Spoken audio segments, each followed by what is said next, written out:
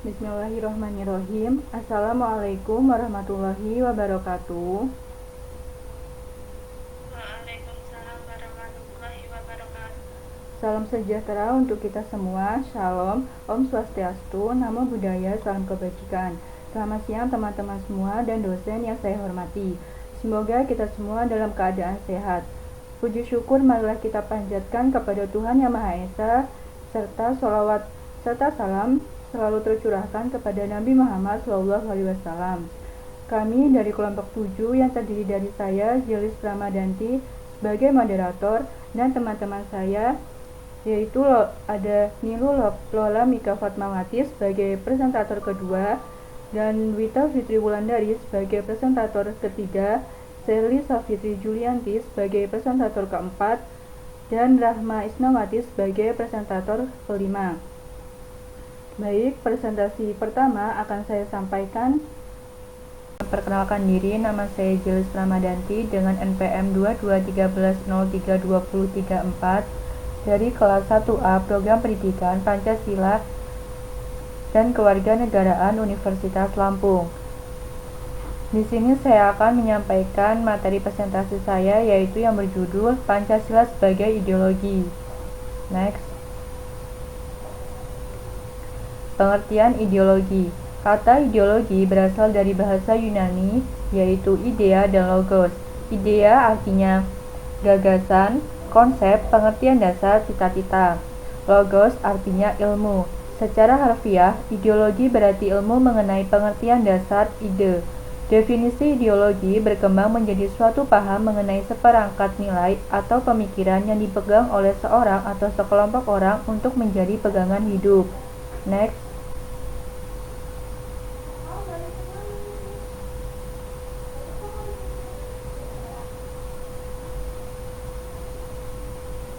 Pengertian ideologi menurut para ahli. Yang pertama, menurut A.S. Hornby, ideologi adalah seperangkat gagasan yang membentuk landasan teori ekonomi dan politik atau yang dipegangi oleh seseorang atau sekelompok orang. Yang kedua, menurut Sujono Sumargono, ideologi adalah kumpulan gagasan, ide, keyakinan, kepercayaan yang menyeluruh dan sistematis yang menyangkut bidang politik, sosial, kebudayaan, dan agama. Yang ketiga, menurut Gunawan Setiardja, ideologi adalah seperangkat ide asasi tentang manusia dan seluruh realitas yang dijadikan pedoman dan cita-cita hidup. Next. Fungsi ideologi. Yang pertama, sebagai tujuan atau cita-cita yang hendak dicapai bersama oleh suatu masyarakat. Nilai yang terkandung dalam ideologi menjadi cita-cita atau tujuan yang hendak diwujudkan dalam kehidupan bermasyarakat. Yang kedua, sebagai pemersatu masyarakat dan juga menjadi prosedur penyelesaian konflik yang terjadi di dalam masyarakat. Nilai dalam ideologi merupakan nilai yang disepakati bersama sehingga dapat mempersatukan masyarakat itu, serta nilai bersama tersebut dijadikan acuan bagi penyelesaian suatu masalah yang mungkin timbul dalam kehidupan masyarakat yang bersangkutan. Next.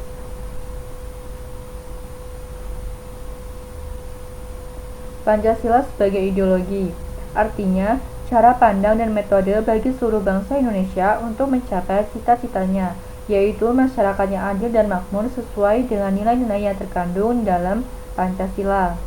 Next. Sifat-sifat Pancasila sebagai ideologi. Yang pertama, terbuka. Nilai-nilai dan cita-cita digali dari kekayaan adat istiadat, budaya, dan religius masyarakatnya. Menerima reformasi, penguasa bertanggung jawab pada masyarakat sebagai pengemban amanah rakyat. Next.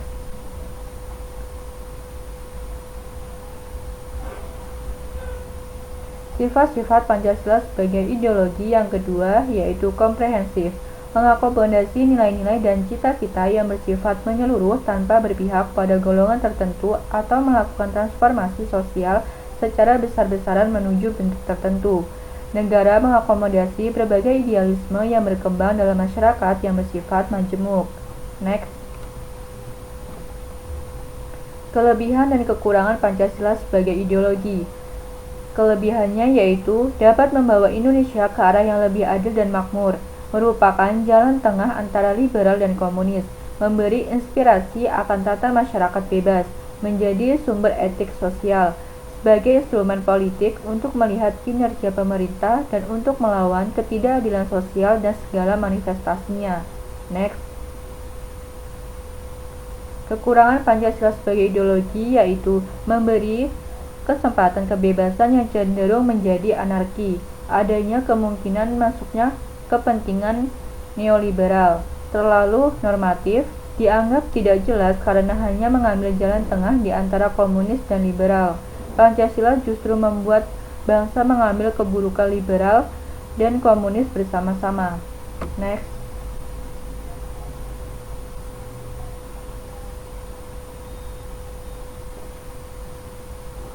Contoh kasusnya yaitu penyimpangan sila ketiga Pancasila. Dua kelompok pemuda Bogor terlibat tawuran. Dua kelompok pemuda di dua desa Kabupaten Bogor, Jawa Barat Minggu dini hari terlibat tawuran dan saling serang yang diduga pemicunya karena salah paham. Tawuran antara pemuda tersebut terjadi Minggu dini hari melibatkan kelompok pemuda desa Jampang Nambo, Kecamatan Gunung Sindur, dan desa Kahuripan, Kecamatan Parung. Kedua kelompok terlibat saling pukul dan merusak sejumlah kendaraan bermotor. Kronologi tawuran antar pemuda tersebut berawal sekitar pukul 1.30 waktu Indonesia Barat Minggu. Pemuda dari desa Jampang Nambo naik sepeda motor membonceng seorang wanita. Mereka melintas di depan sekelompok pemuda desa Kahuripan dengan kecepatan tinggi. Ternyata, pemuda dari desa Kahuripan tidak senang menegur pengendara tadi. Akhirnya terjadi keributan. Dari ribut mulut, akhirnya terjadi pemukulan terhadap pemuda dari desa Jampang Nambo yang mengalami luka di bagian mulut. Kejadian tersebut telah didamaikan oleh mantan ketua RT setempat. Next.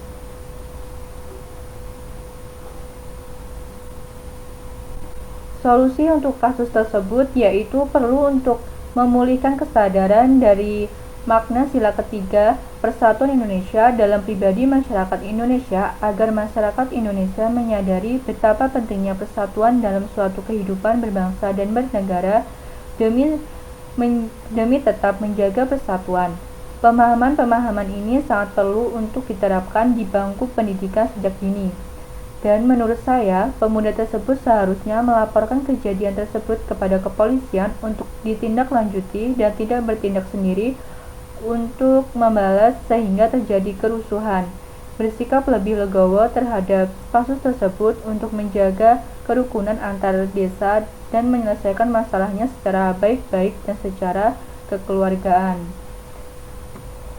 Sekian dari saya, terima kasih. Sebelumnya, selamat sore. Perkenalkan, nama saya Niluh Lolamika Fatmawati dengan NPM 2213032014. Di sini saya mengambil tema Pancasila sebagai sistem filsafat. Next.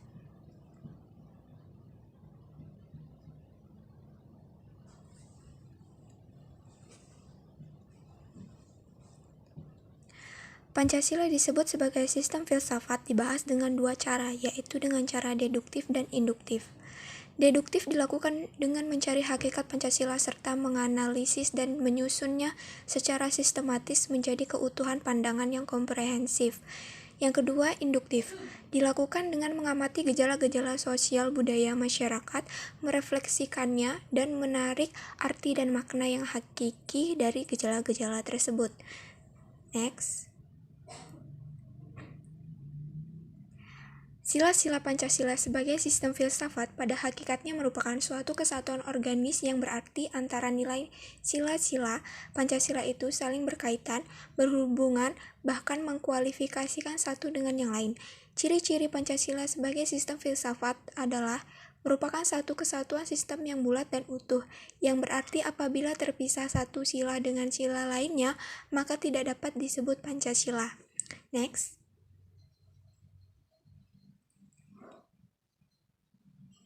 Contoh kasus yang saya ambil di sini yaitu Sunda Wiwitan.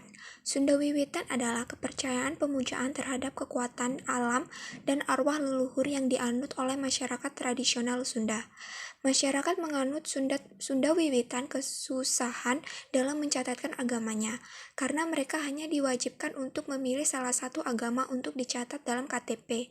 Namun hal itu tidak ingin mereka lakukan karena mereka hanya menginginkan agama yang tertulis dalam identitas mereka adalah agama yang memang mereka anut, yakni Sunda Wiwitan.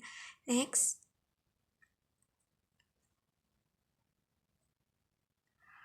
Meskipun pemerintah telah hadir dan mencoba menyelesaikan permasalahan demi mewujudkan keadilan masyarakat penganut Sunda Wiwitan, namun rasa keadilan belum dapat ditegakkan secara penuh. Hal ini dikarenakan definisi agama berketuhanan yang berbeda dari dua sisi yang saling berdiri sendiri. Penganut Sunda Wiwitan meyakinkan Sunda Wiwitan sebagai agama bagi mereka, dan mayoritas masyarakat tidak mengakui keberadaan Sunda Wiwitan sebagai agama. Next.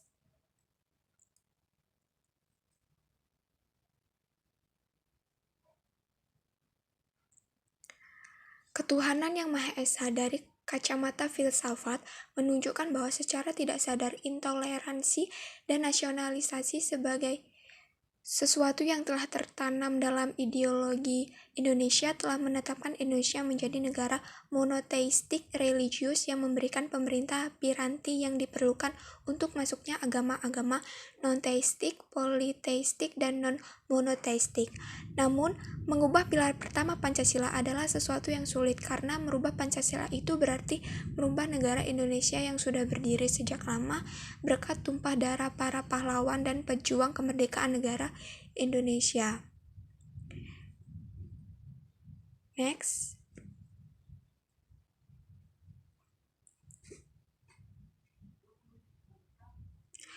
Solusi dari permasalahan ini oleh karena itu dibandingkan harus mengubah sila pertama Pancasila untuk mewujudkan keadilan bagi kelompok kecil masyarakat, hal yang lebih baik dilakukan yaitu masyarakat menganut Sunda Wiwitan harus menyadari bahwa mereka tidak dapat memaksakan kehendak mereka karena adanya perbedaan persepsi mengenai agama bagi masyarakat penganut Sunda Wiwitan dan masyarakat secara luas. Mereka harus dapat menerima bahwa agama yang diakui secara resmi di Indonesia hanya ada 6 agama, dan mereka mau tidak mau harus mengikuti aturan tersebut karena merupakan aturan mengikat yang terus dipatuhi oleh seluruh masyarakat Indonesia. Terima kasih. Sekian dari saya. Assalamualaikum warahmatullahi wabarakatuh. Izin memperkenalkan diri, nama saya Duta Sandari, NPM 2213032033. Next, di sini saya akan menjelaskan tentang Pancasila sebagai ideologi. Next. Pengertian Pancasila. Pancasila adalah ideologi dalam kehidupan bagi negara Indonesia.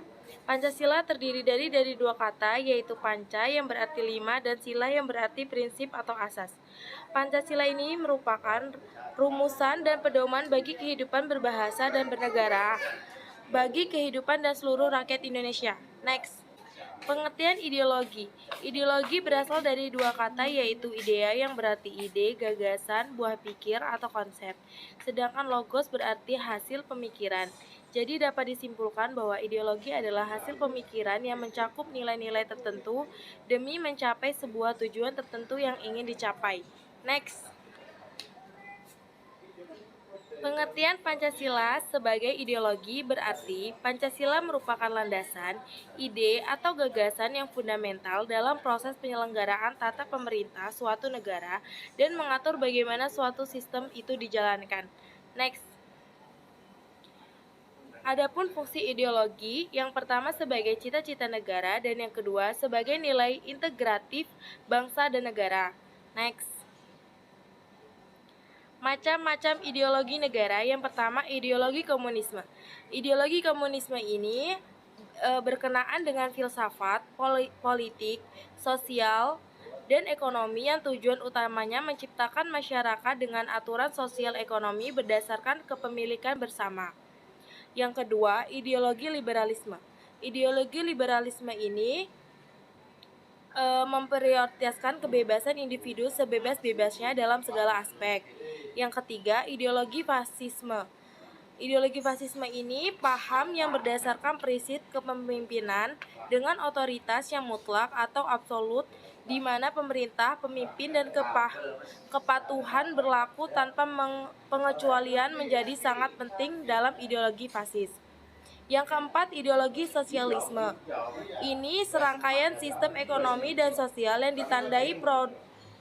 ditandai dengan kepemilikan sosial atas alat-alat produksi dan manajemen mandiri dan prakerja. Next, sifat-sifat Pancasila sebagai ideologi terbuka. Yang pertama, Pancasila sebagai ideologi terbuka ini memiliki sifat, yaitu sifat terbuka karena nilai-nilai dan cita-cita digali dari kekayaan adat istiadat, budaya, dan religius. Pancasila juga memiliki sifat komprehensif karena mengakomodasikan nilai-nilai dan cita-cita yang bersifat menyeluruh tanpa berpihak pada golongan tertentu atau melakukan transformasi sosial secara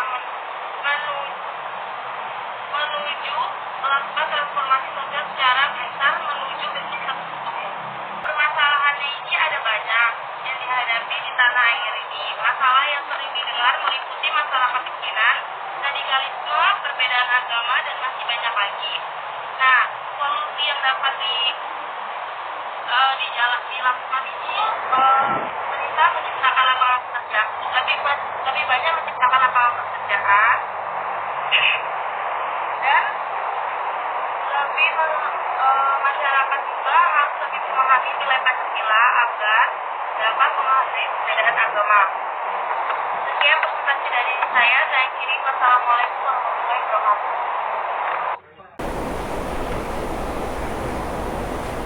Assalamualaikum warahmatullahi wabarakatuh. Nama saya Selisa Fitri Julianti, SPM 2213-03-2022. Di sini saya akan menjelaskan materi tentang Pancasila sebagai ideologi. Next.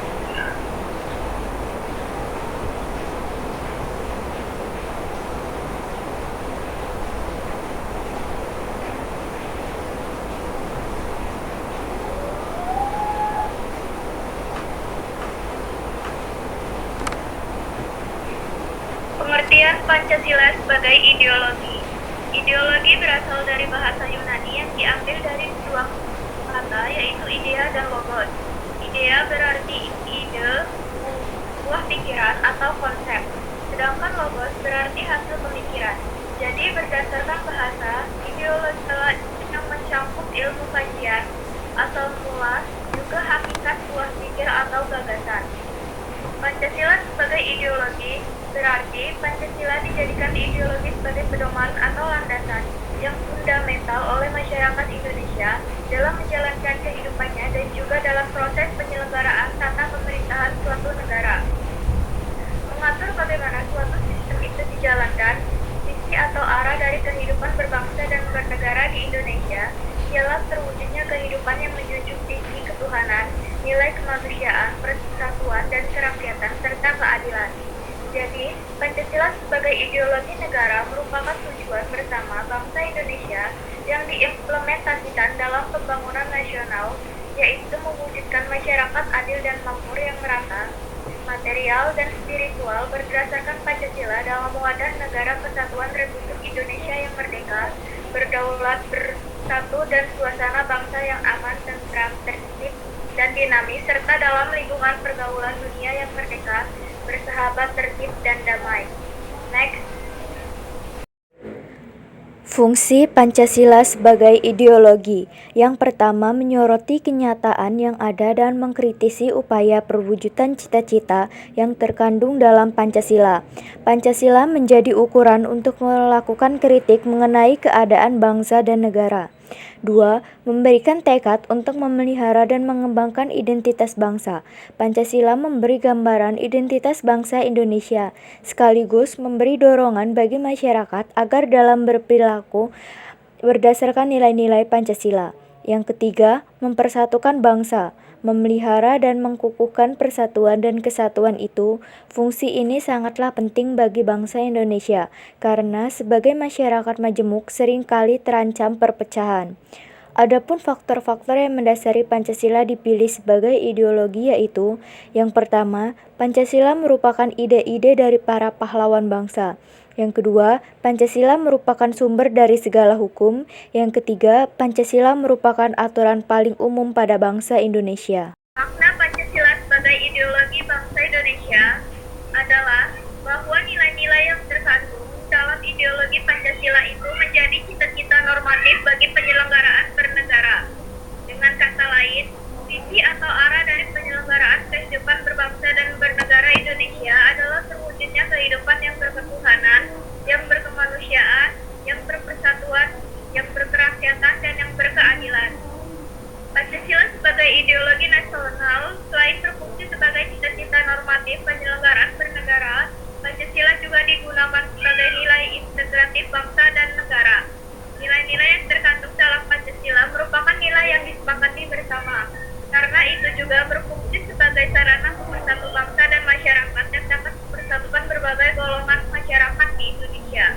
Next.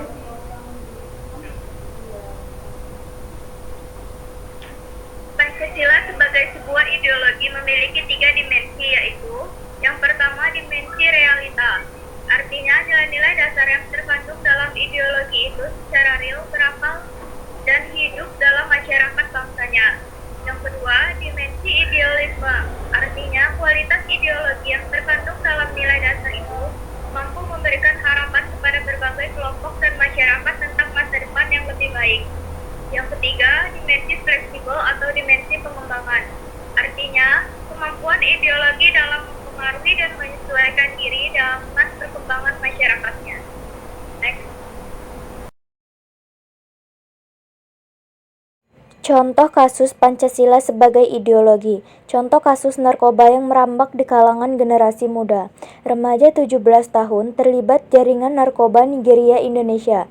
Seorang remaja berinisial RS terlibat dalam kasus narkotika jenis ekstasi jaringan internasional Nigeria Indonesia. Karena masih di bawah umur, status RS saat ini ditetapkan sebagai anak yang berhadapan dengan hukum atau ABH. Sebelum penangkapan, Ditres Narkoba Polda Metro Jaya menerima informasi terkait transaksi jaringan internasional jenis ekstasi yang dikendalikan oleh seorang pria warga negara Nigeria bernama Paul. Dari hasil penyelidikan tim selama 1,5 bulan, kepolisian memastikan bahwa informasi tersebut adalah benar. Pada Jumat 13 Juli sekitar pukul 1 WIB, tim mengikuti RS yang sedang mengendarai sepeda motor. Hingga pukul 17.20 WIB, di tempat kejadian perkara, tepatnya di depan rumah makan gudeg Pejompongan, Bandungan Hilir, Jakarta Pusat, polisi mengamankan RS beserta bungkusan paket yang dibawanya, berisi 2.915 butir pil ekstasi. Modusnya adalah dengan pengiriman paket. Jadi paket itu dilem atau dilakban, seolah-olah ini adalah bungkus saja dan untuk kamuflase berikutnya adalah dibungkus dengan pakaian anak, kata Argo. Dari keterangan RS, dia mengaku diperintahkan untuk mengambil paket tersebut oleh tersangka lain berinisial AS. RS diminta menyimpan paket tersebut di rumahnya hingga ada instruksi lebih lanjut. Saat ini, AS dan RS beserta barang bukti telah dibawa ke Ditres Narkoba Polda Metro Jaya guna menjalani proses hukum. Tersangka pun terancam dijerat pasal 114 ayat 2 Junto, pasal 132 ayat 1, Subsrider pasal 132 ayat 1 Undang-Undang Nomor 35 Tahun 2009 tentang narkotika dengan ancaman hukuman pidana maksimal seumur hidup atau hukuman mati. Adapun solusi kasus dari masalah tersebut yaitu solusi yang pertama yang dapat diterapkan dan dapat secara cepat diterapkan bagi masyarakat luas ataupun remaja, yaitu dapat berupa iklan layanan sosialisasi di berbagai media seperti bioskop dan media sosial lainnya. Selain itu, melakukan sosialisasi kepada remaja tentang bahaya penggunaan narkotika dan obat-obatan sangat penting. agar remaja dapat memahami sebab akibat jika menggunakan narkoba dan menghindari penggunaan narkoba bagi dirinya. Sosialisasi atau pengajaran ini dapat dilakukan dengan materi pembelajaran yang diterapkan di pengetahuan dan juga pemahaman ilmu dan juga iman kepada para remaja tentang apa itu narkoba agar mereka tidak terjerumus ke dalam pengaruh obat-obatan tersebut. Bagi para orang tua, luangkan waktu untuk sekedar mengawasi atau berbincang dengan anak agar mereka tidak merasa sendiri dan jika sedang ada masalah tidak lari kepada hal-hal yang negatif seperti mengonsumsi obat-obatan. Pengawasan dari orang tua ini sangat diperlukan karena mereka mempunyai peran yang besar bagi pergaulan dan pertumbuhan anak.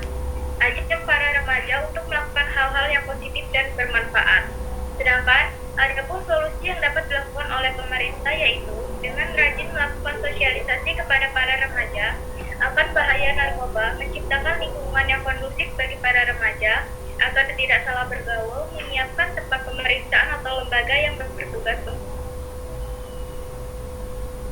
untuk menangani mengadakan kegiatan-kegiatan positif bagi para remaja seperti kegiatan kemasyarakatan dan lain-lain agar anak dapat terhindar dari hal-hal negatif yang tidak berguna.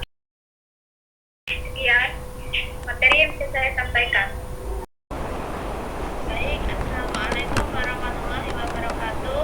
Izin memperkenalkan diri, nama saya Rahma Isnawati dengan FF 2213032020.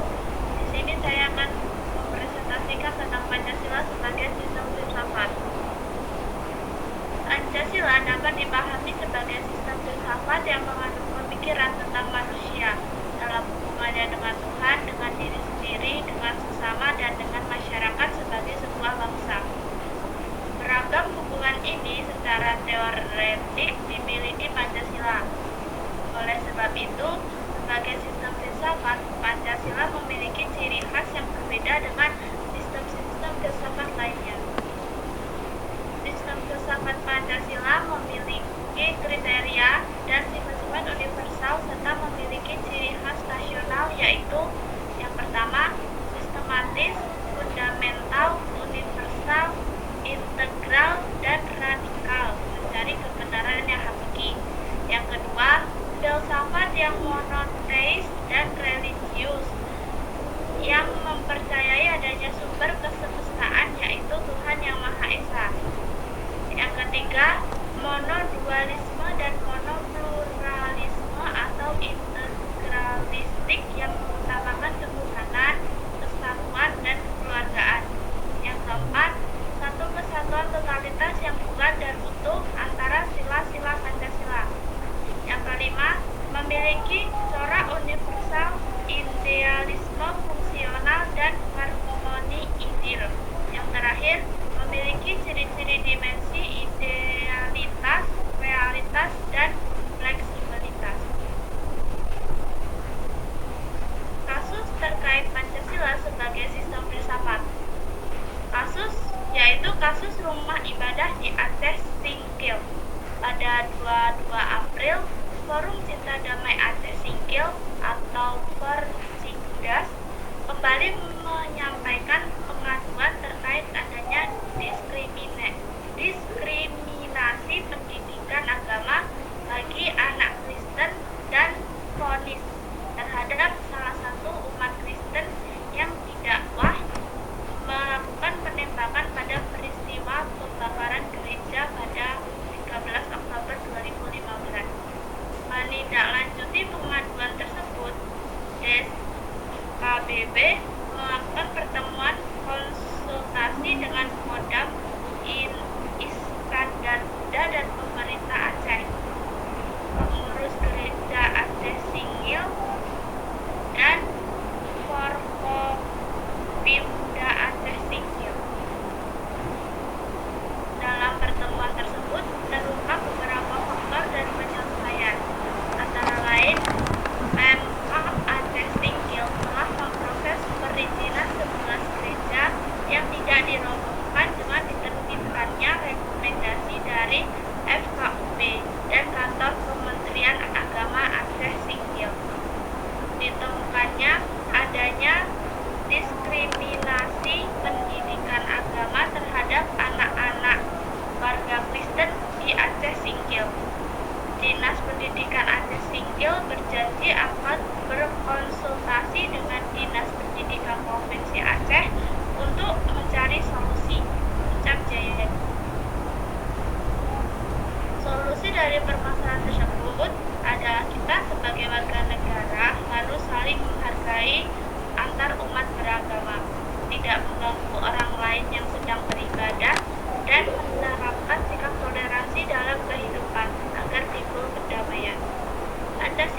sebagai sistem filsafat juga merupakan satu kesatuan utuh yang tidak dapat dipisah-pisahkan dan saling berkaitan.